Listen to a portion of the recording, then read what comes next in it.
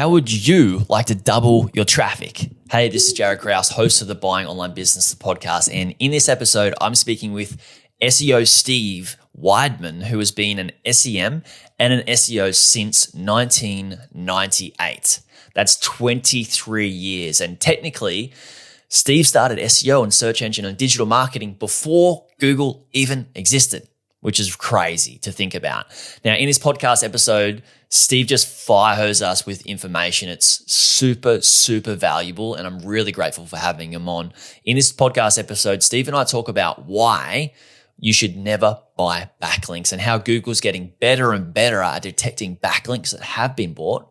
But he also talks about what we can do instead to get a ton of good backlinks with a good white hat strategy.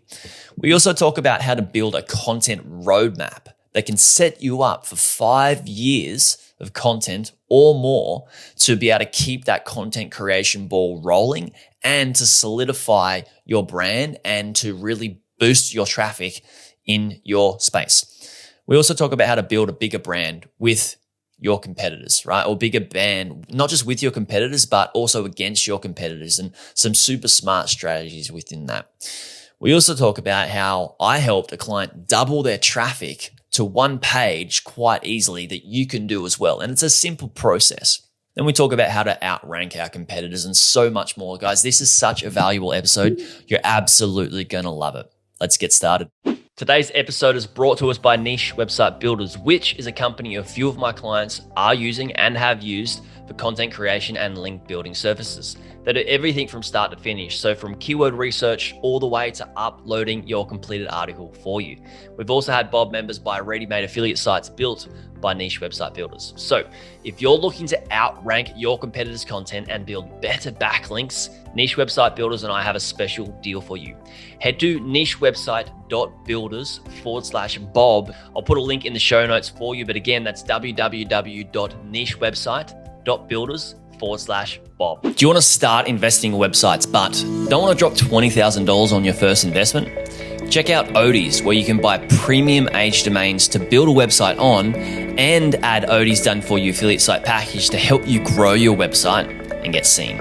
Instead of buying a crummy website that's been built to sell with no authority, buy a premium age domain with built-in authority, great SEO, and fresh quality content for your website.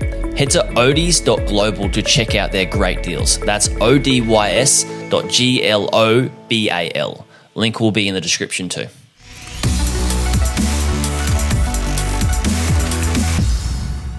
Steve, thank you so much for coming on the Buying Online Businesses podcast. Really excited to have a chat. Likewise, Jaryd. Thanks for having me. So you've been in SEO for almost 23, maybe longer, 23 years now? Pre-Google, yes. I'm an old timer.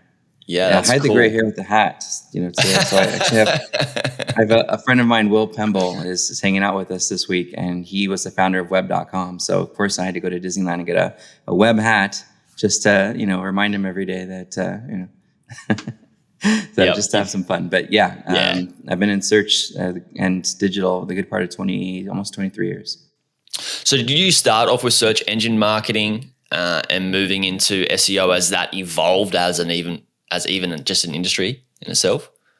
Sure. Well, it wasn't even called search engine optimization, right? We called it internet marketing. We called it website promotion. Yeah.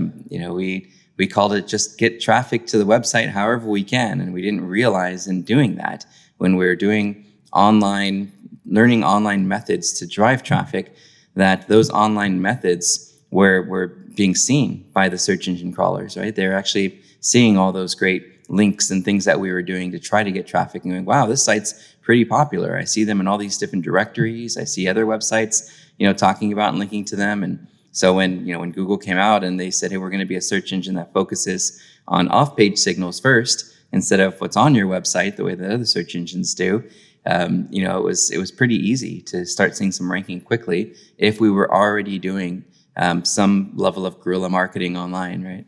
Yeah, especially since there may not have been that much competition as well. I mean, now everybody that sees a blog post about SEO can go away and do their own SEO to a certain extent, which makes everybody your competition.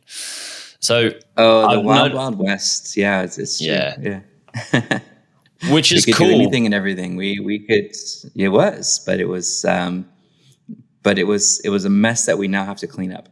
So yeah, I wish Yeah. the regulations and the guidelines would have came out earlier. Yeah, it's similar to our space. So everybody listening is looking to buy an online business. A lot of people content sites, so wanting to know about SEO.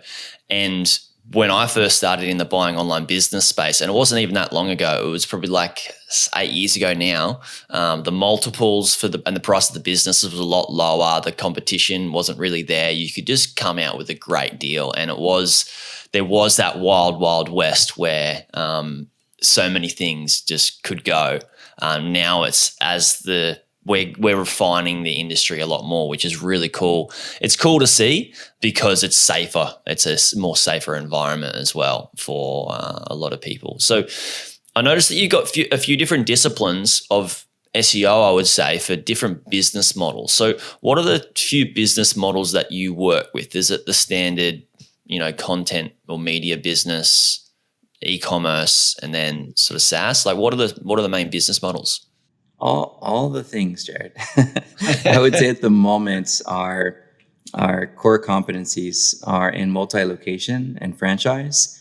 So we help restaurant chains and sometimes national law firms and some other brands that have multiple physical brick and mortar addresses, and we help them to scale. Normally those brands have a team of 3 or 4 people responsible for hundreds, maybe thousands of locations. And you can't just go to every location page and say, okay, I'm going to optimize this page now, and then I'm going to go to the next one. And you can't repeat that 4,000 times if you're public storage. So we work with the developers to help build some logic in to dynamically put some things on those pages that help the pages differentiate from one another. We work with the content teams to create helpful, useful content that's easy and intuitive to use and to navigate. We work with the off-page visibility folks to make sure that whether it's a platform with a service or if it's just a platform, and we train the internal team to provide the service of getting each location into as many relevant directories and as many relevant local mentions as we possibly can. Right now, for example, Applebee's, a prominent chain out here in the States, has about 1,700 locations, and they're having trouble getting people to come and apply for work, right? They need staff, they need people. So we deployed a careers or a jobs page across every single one of those locations. And the idea, of course, is to help them to show up in search results for restaurant jobs near me. But to do that, it takes a combination of the technical aspects so that Google can crawl, index, and rank that page. It takes the content piece to make sure every careers page is somewhat different than the other 1,749. And it takes a little bit of that off page. So we've got somebody whose role is literally to do some outreach and say, hey, we noticed that you've got a page on your Anaheim city website that says local job listings. We have a jobs page for the Applebee's or the IHOP that's in your area. Here's a link to that jobs page. Could you maybe mention that on this page, since you've already listed some of the other opportunities and Indeed and Monster? So now we've kind of covered all 3 areas. We've got the technical, the content, and then a little bit of that off page. So yeah, I do enjoy the multi-location, but you're right. We do also work with e-commerce. A big hallmark project of ours that we've worked on since 2010 is Bob's Watches. So if you want to look at a 23-year senior search engine optimization guy's collective effort over 11 years on a project, I would reverse engineer the category and product pages for Bob's Watches. Pay attention to how we did our headings, our titles, look at the markup that we used, maybe just do a quick search for Google markup tool and see what type of coding we're using to tell the search engines what that page is about and what the individual elements are about. So yeah, a little bit of everything, Jaryd. But I would say our favorite type of client is one that is challenged with scaling, because we love challenges and we love to work with brands to help scale. Yeah, Bob's Watches sounds an interesting one. So I'd like to dig into that one. So when someone like Bob, if it even is Bob, comes to you and says, "Look, it's Paul." His brother's name is Bob. I think he just bought that name to piss his brother off, honestly. Now he's got a big He'll never watch admit bill. it, but I'm pretty sure he did it to take his brother off. That's hilarious. So say somebody like Paul comes to you with Bob's watches and's like, look, I'm doing a bunch of paid ads here for my e-commerce business and it's getting a result. But I'm thinking like, I don't want to have to pay as much as I am in ad spend right now in say 5 years time. I'm looking for a long-term approach. What do you kind of start to look at first? Is it like, let's look at the product pages? Like you mentioned some of the things, just slipped them in there you mentioned before, but where would you start with this, with somebody with a store like that? So you actually started in a place that would be more of an advantage than where we started. We started with zero.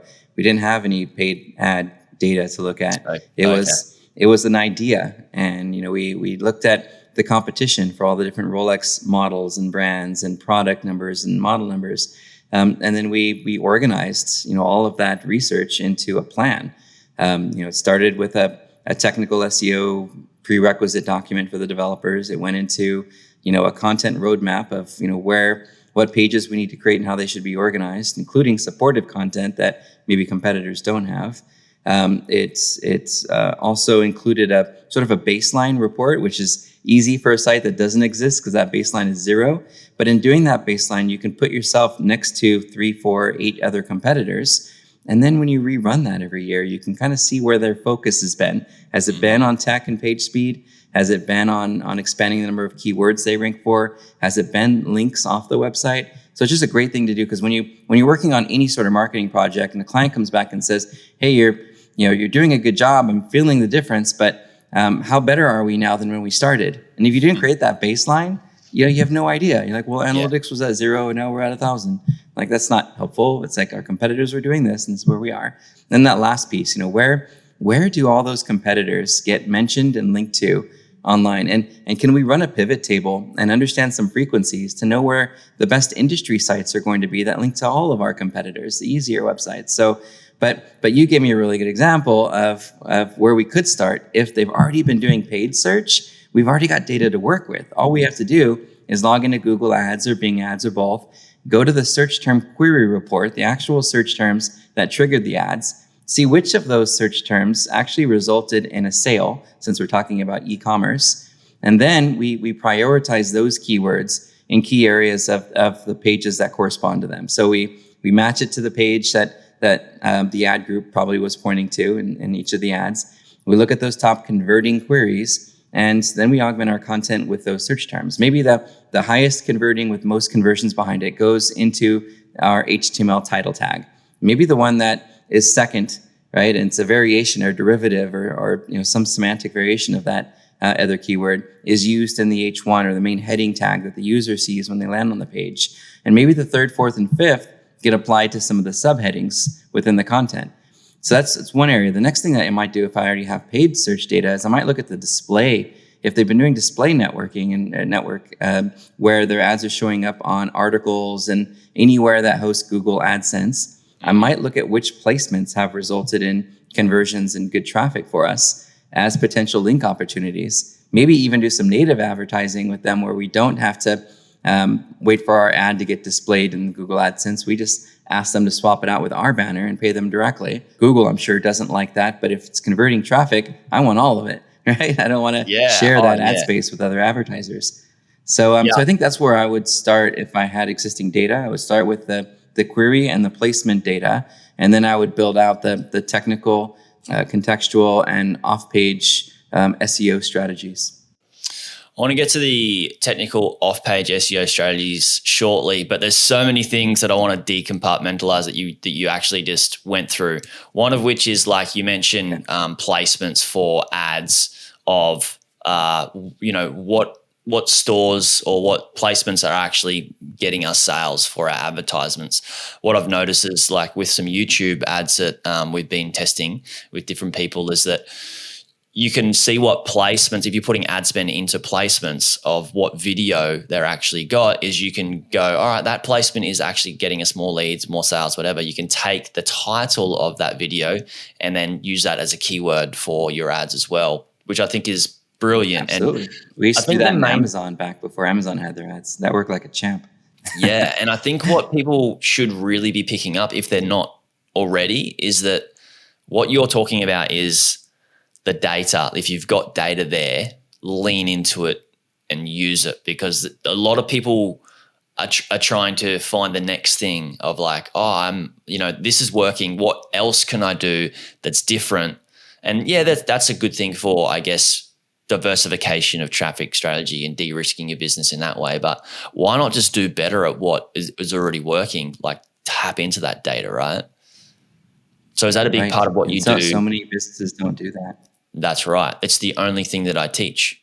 People come to me and like, oh, I've bought an online business and it's an e-commerce business and I want to grow it. And I say, cool. What are your thoughts? What do you want to do? Oh, I want to add like 20 products to the store. I'm like, that's just insane, because you've got one really best-selling product. Let's lean into that thing. Let's find out what it is. Right. Yeah, and that product is on page 6 of the search results. Let's do some optimization on that thing and drive some free traffic to it. Let's compare it up to the top 3 ranking pages in terms of keyword usage, in terms of the UI, the call to action. Let's see how long it takes to go through a transaction on their site versus ours. Let's do some crowdsourcing and let's ask 1,000 people which of these 3 pages would they choose and why. And don't tell them which one's us and which one are the other top 2 ranking pages. And let's get some of that feedback and theme it, aggregate it, come up with some specific actionables from it, run some tests and see if we can get that page to perform better, both for visitors as well as for search engines. Yeah, for sure. And you also said that you mentioned like, what are this, like, this is on page 6, what are the competitors doing? And you mentioned that again, you mentioned it earlier as well. That's a big part for people to listen to, is like, you're not reinventing the wheel, right? You're on page 6 and you're going, or you've got where your site is overall as a whole, and then you look at your competitors and like, what are they doing with their links? What are they doing with their content? What are they doing with their keywords? Sure. You're going away and looking at your competitors and not trying to work it out yourself, because they've already worked it out. You can just start taking from them what's already working, right? Is that a big part of your audits and what you do? Competition research? Oh, it's for sure. The data is always, like you said, the greatest place to start. What's already been working for us, because we don't want to lose that. When we create a new roadmap for 2022 for inbound marketing, we don't want to cut off the goose, right? The goose's head per se. We want that goose to keep laying golden eggs for us. So, we start with the data we already have, and then, we pull those competitor insights. And the more competitors you use, the more aggregate data you have to make good informed decisions about. If one competitor happens to be getting traffic from a random search term, but none of the other competitors are, then it's possible that users sort of correlate that search term to that brand. And even if you do optimize for it, you might not get the traffic you expected. So it's always in your benefit to take as many competitors as you can, take all the information from them, do some math to figure out where those frequencies are. This keyword is used among 6 of our competitors on their page, whereas this keyword's only used on 2 of our competitors. Still interesting and still good for expansion down the road, but start with what is the most relevant and closest to the center of that semantic web of words and places, to put your time and energy, for sure. I think that's a really valid point. There's not really any sort of inbound marketing strategy without that competitor research. And there's so many tools, Jaryd. I mean, you've probably heard of SEMrush. There's Ahrefs. There's Moz. If you're an enterprise brand, you might enjoy using Conductor Searchlight. That's one of my favorites. There's BrightEdge. There is Search Metrics. There are so many tools that enable you to collect data, decide which keywords are the most relevant, decide which pages on your website should match to those keywords. And if there's not a page, then put that in queue for the content writer and let's get that page up and created. And then, from there, you watch those search terms, you watch your ranking for those search terms. Maybe you group them by department, or if you're e-commerce, by category. And then you look and you say, hey, we're not really performing well on Rolex Submariner. What's going on here?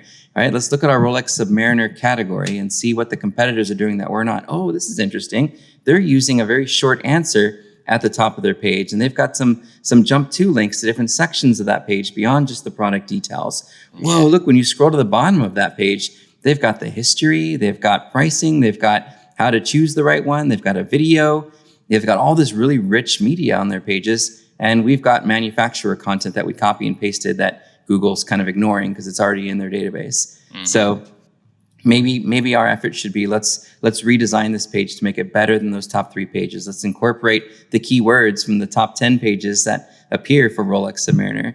And let's make sure we've solved what it is our users are actually looking for. What are they saying in their reviews? What are they saying in our competitor reviews, where we can learn from that language and write our content to solve the actual end desire of why it is they were searching for a Rolex Submariner. Do they really want a diver watch? Was that what they were looking for? Or they just think the Submariner is pretty because of the colors, right? It's probably because of, the prior. So I think that's a big part of your behavioral content strategy, is understanding the needs of the customer and how the top pages might be solving for those, and trying to incorporate some of those ideas into your page and then making it better, making it more helpful. Yeah, that's the exact strategy that we've used in the mastermind for one of my clients. He has a content site, so basically a blog, and we just went away and was like, cool, let's redesign the site a little bit so it's got a better user experience. Let's change some things so we can get some EAT positioning. When we do get traffic, people can start have a bit more trust in the site. And then we went, all right, let's focus on some of the content now. And he asked me a really good question. Jaryd, should I go away and just create new content, or should I, update some of the content? And I said, look, we can do a strategy of both at the same time. Let's not burn ourselves out here. But what I said is, like, whatever content you do create, it needs to be far more superior for, say it's a search term that you're trying to rank for. That piece of content needs to be far more superior than whatever is on page 1. And so we went and found something that was like ranked 12 or 15 or something like that, the article that he'd already written. And we went away and looked at what's the jump links, what's going on at the bottom of the page, top of page, what's the content like, how valuable is it? We recreated an update, how does it look on mobile?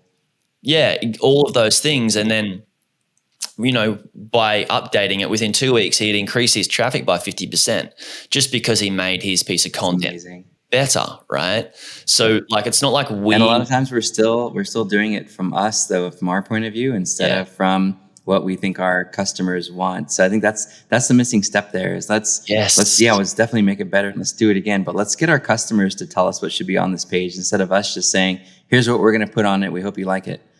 You're right, because the marketer is already telling us what it wants, because that's why the other competitors are ranked number 1, because the market's not, we can all put out what we think they want to know about the product, or in the description and all those sorts of things. But the market's telling us that this is at number 1 because this is what we want. It's not because they knew maybe they knew based off some data of what to create for their article or what to put in their article, but that data came from the market, right?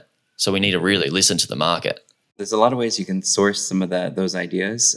You can look at the Google search results and look at, my phone's going to go off here. You can look at related questions. You can see in answerthepublic.com. You can see different ways that people are asking questions about the product that could either be supportive content for the page, or if there's enough to say about it, it could be a supportive page underneath the page.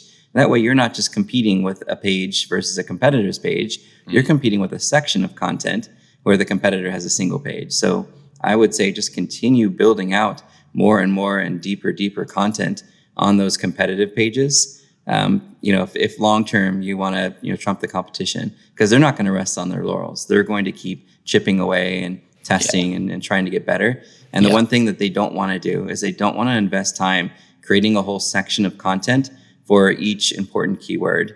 I don't know if they've realized the dollar implication of what it could mean, and they're just not into it. But so far, the clients that I've helped succeed are the ones that are willing to take that risk, invest in some really well done supportive content underneath those really competitive pages, and they do great. But the competition, I don't know, they just don't want to spend the time and do it. So there's one way you can beat your competitors right now. Yeah. That's awesome. Let's break that down. So, because there's people here that are looking at websites for sale, blogs, and like, okay, cool. I've got 3 of these pages that are the top pages of the site. You know, one of them may get 25% of the traffic that come to the site. Another maybe 12, and then another maybe 11%. And if you look at that, that's like almost a 40% of the traffic is coming to those top 3 pages. So that's a big risk. If you've got that much traffic coming to those top 3 pages and you lose one, you can lose a lot of traffic, which means you can lose a lot of revenue. So we need those supporting pages. So where do, say we've got a keyword that is like something about watches. If we're going to use Bob's Watches, for example, say it's a blog site. Sure. How would you go about finding, supporting, or creating supporting document? Would it be, I'll let you run with the example. Sure. So you talk about a seed keyword, right? The seed keyword in this case might be, we're using Rolex Submariner, right? That's a specific type of watch that has a specific audience that like that particular model. And so we take that seed keyword, Rolex Submariner, and we put it into some of these keyword tools. They answer the public, for example, and we find out what, who, why, how, where, ideas, tips, right? We find all the different words that people are using where Rolex Submariner is included in that phrase. We go to semrush.com and we do the same thing with the seed keyword, and then we toggle over to the questions only tab, right? Or we go to Conductor Searchlight, we put in that seed keyword, and we go to all the different intents and where the user is in the buyer's journey. Is it lower funnel, upper funnel, right? We take all those different ideas. We take out the ones we know we're never going to use, like scam, broken, maybe we don't do repair, right? And so we kind of keep some of those keywords off the list, or we give them to the PPC, paid search people, and say, use these as negatives, right? But once we've kind of established that, let's say we have 200 keywords left after doing our purging. We start taking those keywords, we take the broadest, which is Rolex Submariner, and that becomes the root page. And then we take all the other themes, and some of them are going to be the same keyword, just with different words in between that all mean the same thing. So we take the user intent of each group of keywords and create its own subpage for it. So you end up with one parent page, and with 100, maybe you end up with, I don't know, let's just say 20 or 30 subpages. We had an attorney who wanted to rank for truck accident lawyer. And in our research, we found out people were searching for dump truck accident lawyer, logging truck accident lawyer, cargo truck, mail truck, delivery truck, right? All the cement truck, all these different ways that people were searching. And each of those had a different user intent and allowed us to create a whole subpage. Now, some of the search terms you're going to find in the groups, like, okay, I got a group of keywords here, and the search volumes are really low, right? In general, Google's numbers are all relative because they group words, but let's just say there's less than 20 searches a month for these search terms. In total, there's less than 50. You're like, all right, let's not create a whole page for this. Let's address this in an FAQ section at the bottom and put some code around it so that Google can show that question and answer in their search results, because it's a helpful piece of that page. We'll let their passages update, where they're measuring the relevance of a section of the content versus the entire page itself, like they used to. So we'll let the passages update do its thing with those keywords. But the ones where, wow, there's this whole thing about history of Rolex Submariner, we can create a whole page around that. There's one that says how to find your Rolex Submariner serial number. That's a whole nother page too, and we can do a video on how to do that, and we can show a diagram. Hey, there's another page on here that says or keyword that's Rolex Submariner versus president. Let's do a little versus section or a page on that. So someone who's doing Submariner versus president can find that page and decide if they want a Submariner or president. So there's so many ways that you can take all of that aggregate keyword data, organize them into groups based on what the user's intent of those search terms are, normally 5 to 10 keywords in a group. And then those become subpages as long as the volume is there to support it.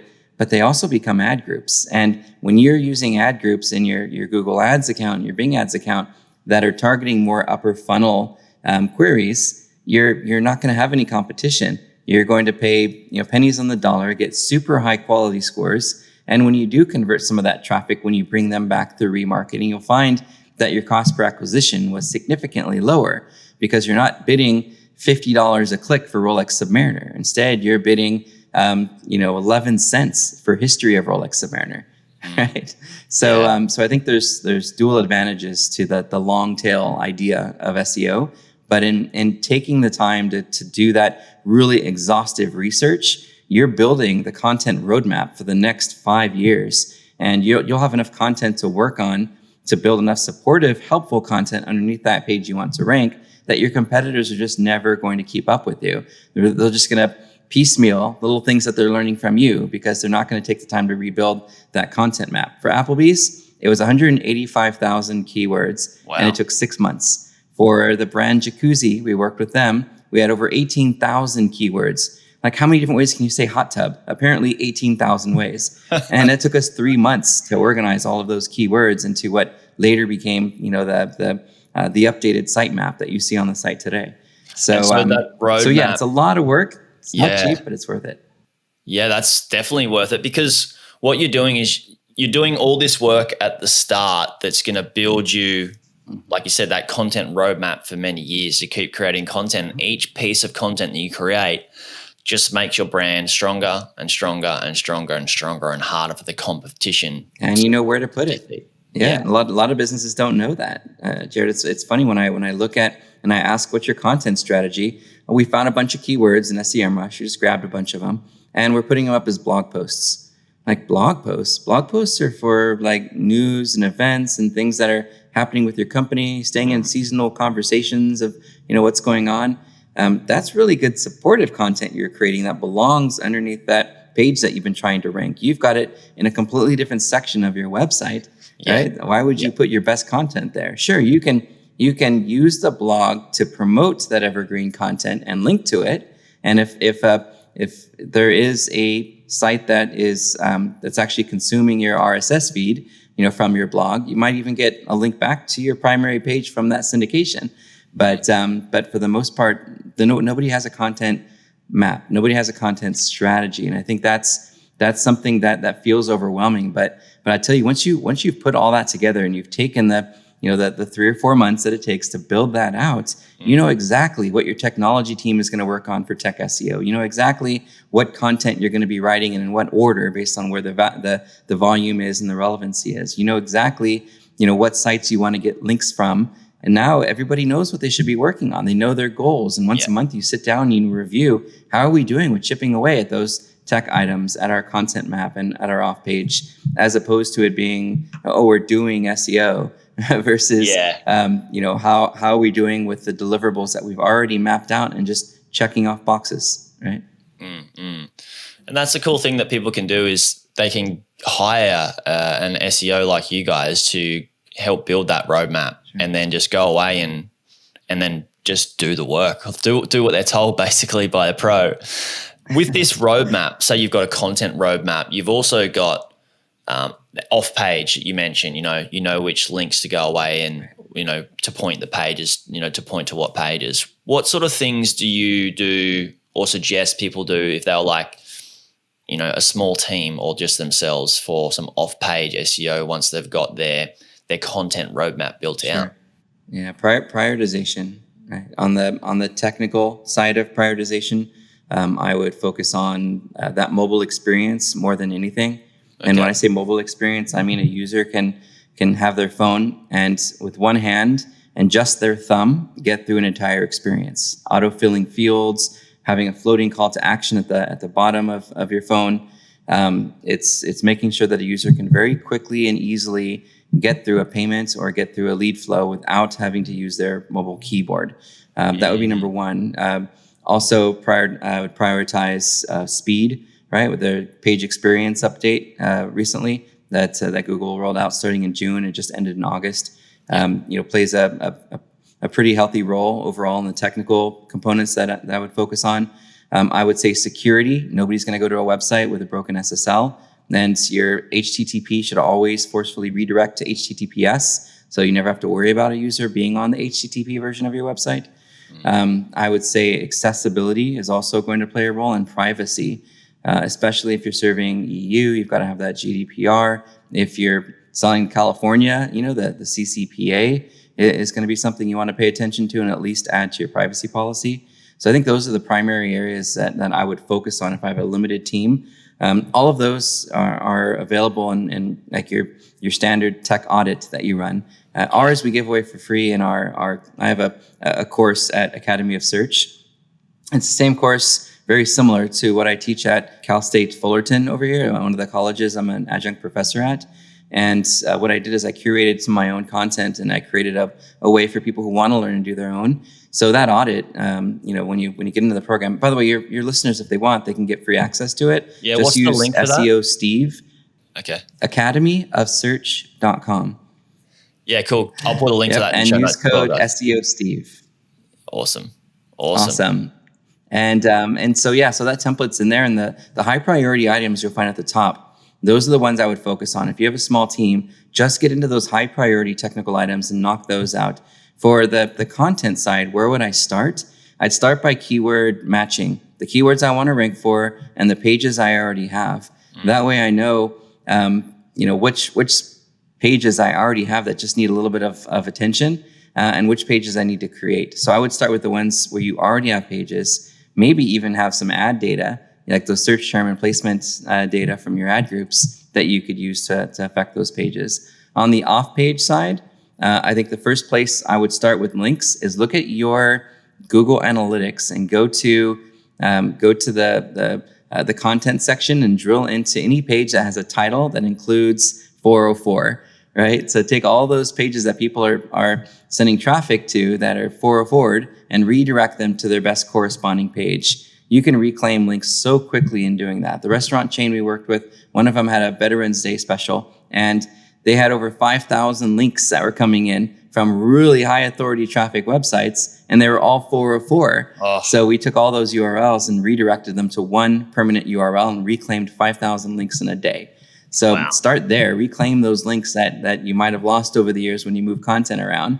Then next, I would look at those unlinked mentions of your brand. If someone's mentioned you and not linked you, reach out and say, hey, could you make our name clickable so that people who are reading this article know where to go to learn more about us? That's easy because they've already mentioned you. You don't have to ask them to mention you. They've already mentioned you. You just have to get them to make the name, clickable. And then lastly, I would do that intersecting opportunity we talked about earlier, especially with links. Maybe take the top 20 to 100 competitors in your industry and find out where they're all getting their links from. Like, oh my God, 70 of our of businesses that are in our industry are all getting links from this .org site that has a lot of traffic. We need to make sure that we're there because we don't have any visibility there. So run that intersecting link audit and figure out, where our competitors as an industry are getting visibility. Because not only are we going to benefit our SEO, but we're probably going to get some referral traffic out of it because most of those are going to be industry websites, plus or minus the strange anomaly scraper sites that come up in some of that research. Yeah. It's just a great plan. Well, I think it's awesome because a lot of people are like, well, I just need to buy links. I'm going to go to people that sell me links, and they'll just buy whatever links that they're kind of taught to buy. It's scary, right? Yeah, please don't buy links. You can create a link building strategy without going to Fiverr, without going to an SEO company that says what they do just works and they won't tell you what it is. That'd be suspicious. And it's kind of stuff that's going to cost you a lot of money. Bob's Watches was affected by that. They were working with someone who they thought was an ethical link builder back in 2012, 2013. And immediately when we found out the links that they were getting were not natural, they were ones that Google could obviously pick up the digital footprint on and penalize them. It cost thousands of dollars to clean all those links up. They wouldn't just remove them. We had to reach out to all those webmasters and say, hey, thanks, but no thanks, right? Please remove those links. So think white hat. Imagine that every year Google's going to get smarter. Even if you found a loophole, eventually they're going to fill it and it's going to count against you. So focus on quality, focus on relationships, focus on cross-promoting, with similar brands in your vertical that might not be direct competitors that you could build partnerships with. That is the catalyst to more referral business and helps your SEO because you're promoting for each other. So I would focus on things where you're going to get traffic. That traffic's likely going to be relevant traffic.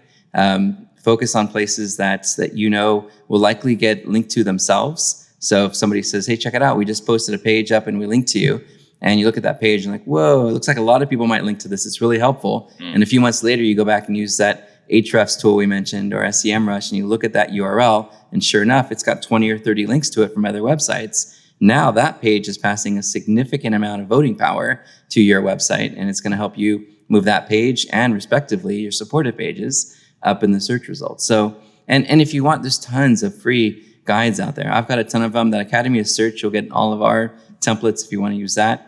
But talk to someone before you do link building, because it's more expensive to fix bad links than it is to buy them. Oh, that's a great quote. It's more expensive to fix bad links than it is to create them. So why not just create great content that people actually want to link to? Then you don't need to beg people to link to them, and just say, hey, this would be a really cool resource for your audience on your site. I think it'd be valuable for your audience to link to it. Sure. And they're going to want to, because it is, and it's one of those pages that you said that can hold Especially weight. If you get them involved in it, especially if you can have them participate in putting it together, and you can throw their name out there as someone that helped put the page together. Then they're going to want to link to it because it helps them get more brand awareness too.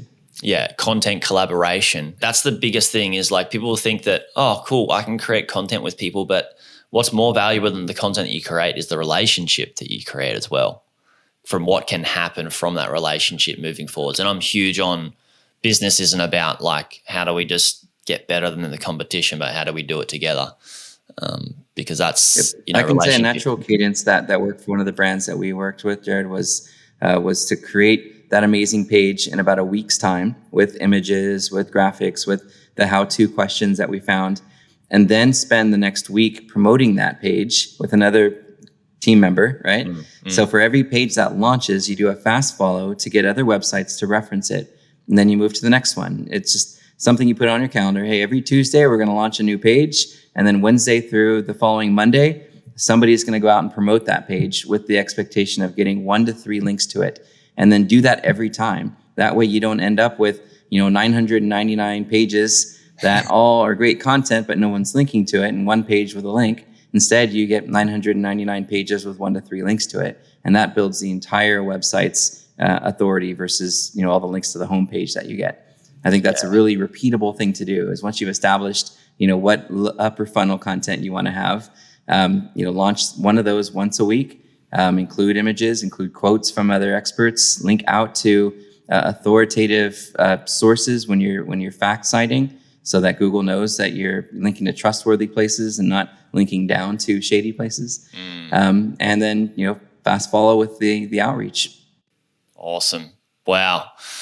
You just fire hosed us with so much. It's so good. I think everybody's going to have to go away and listen to this. I have a bad habit of doing that. I'm sorry. No, don't be sorry. Yeah. That's great. Guys, go away and listen to this and pause it where you need and take notes, because that was just awesome, Steve. I want to say thank you so much for coming on. Thank you.